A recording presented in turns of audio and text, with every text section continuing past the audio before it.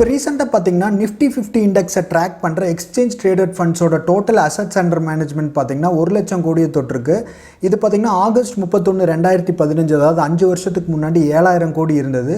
இப்போ 2020 ஆகஸ்ட் 31க்கு அப்புறம் பார்க்கும்போது நமக்கு 1 லட்சம் கோடியாக வளர்ந்து நின்றுருக்கு. இந்த டீட்டெயில்ஸை நம்ம இப்போ பார்க்க போகிறோம். இந்த ப்ரெஸ் ரிலீஸை பார்த்தீங்கன்னா உங்களுக்கு என்எஸ்சி ரிலீஸ் பண்ணியிருக்காங்க செப்டம்பர் 16ஆம் தேதி, இன்னும் 2 நாளைக்கு முன்னாடி ரிலீஸ் பண்ணியிருக்காங்க. ஸோ இந்த கம்பைன் டீட்டெயில்ஸ் என்ன சொல்லியிருக்காங்க அப்படிங்கிறது, எப்படி கேபிட்டல் மார்க்கெட்ஸ் இம்ப்ரூவ் ஆகிட்டுருக்கு, இன்வெஸ்ட்மெண்ட்டெல்லாம் எப்படி போயிட்டுருக்கு அப்படிங்கிறத பற்றி உங்களுக்கு ஒரு கிளான்ஸ் கொடுக்குறதுக்காக தான் இந்த வீடியோ.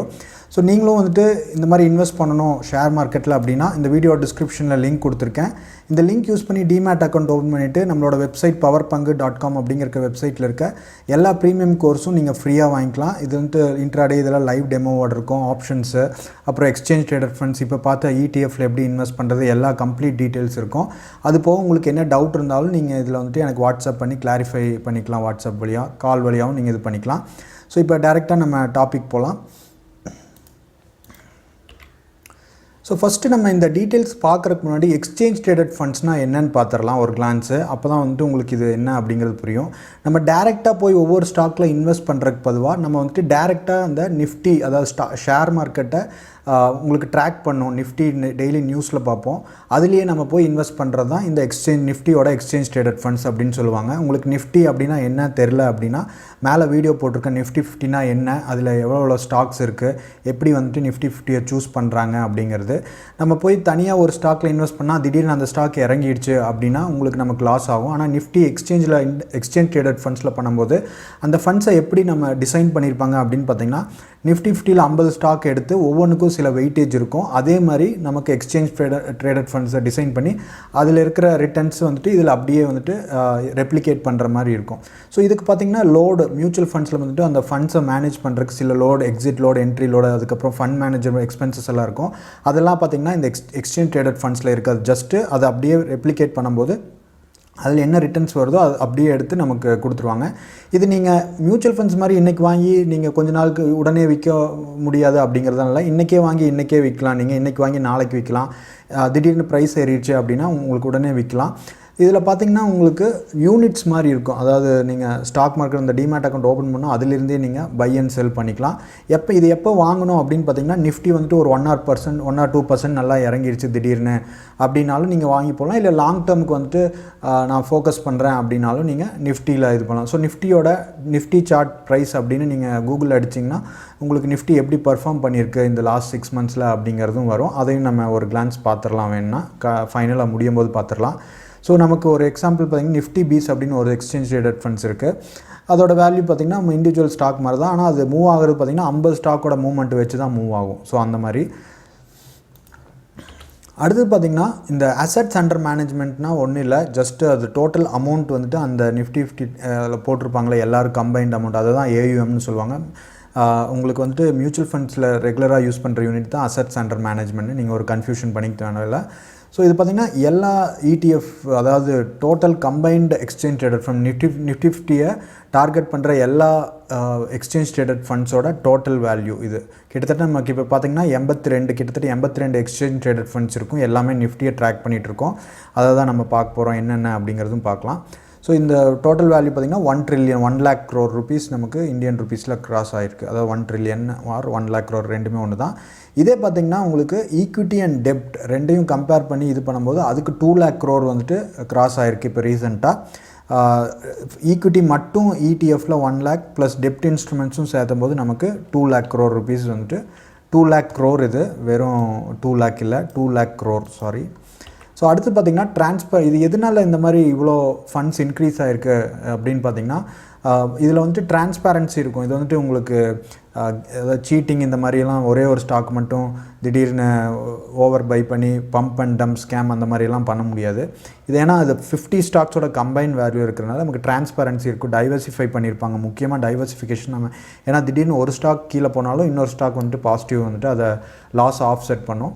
அப்புறம் காஸ்ட் எஃபெக்டிவ், அது நான் ஃபஸ்ட்டு சொன்ன மாதிரி ஃபண்ட் மேனேஜர்ஸ்க்கெலாம் இது எந்த எக்ஸ்பென்சஸும் போகாது.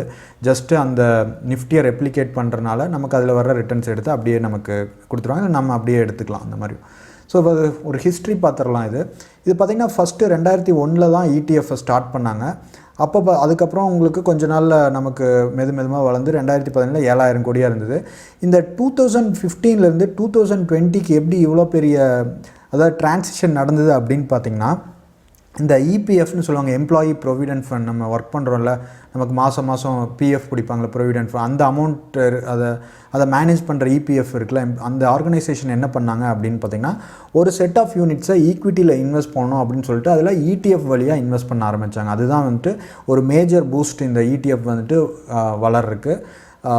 அதனால தான் பார்த்திங்கன்னா இப்போ அவங்க இன்வெஸ்ட் பண்ணுறதுனால மற்ற நிறைய ஆர்கனைசேஷனும் எல்லாருமே வந்துட்டு ETF ஃபோக்கஸ் பண்ண ஆரம்பிச்சிட்டாங்க. எக்ஸ்சேஞ்ச் ட்ரேடட் ஃபண்ட்ஸை ஃபோக்கஸ் பண்ணுறதுனால அதில் ரிட்டர்ன்ஸும் நமக்கு நல்லா வரும். லாங் டேர்மில் வந்துட்டு எப்படியும் நிஃப்டி என்ன ப்ராப்ளமாக இருந்தாலும், கொரோனா வைரஸாக இருந்தாலும் கீழே போனாலும் திருப்பி பவுன்ஸ் பேக் ஆகி வித்தின் 4 to 6 months அந்த டைம் ஃப்ரேம்குள்ளே வந்துறதுனால அந்த மாதிரி இதை ஃபோக்கஸ் பண்ணுறாங்க.